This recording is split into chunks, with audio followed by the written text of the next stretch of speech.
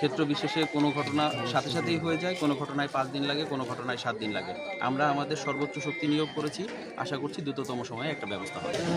অপ্রীতিকর কোনো কিছু না হোক এবং সেন্সিটিভ কোনো ঘটনা না ঘটুক, এটা তো আমরা চাই। আর আমাদের দিক থেকে আমরা সর্বোচ্চ চেষ্টা করছি, আমাদেরকে আপনারাও একটু সহযোগিতা করবেন। আমরা কাজ করছি, একটু কাজ করতে।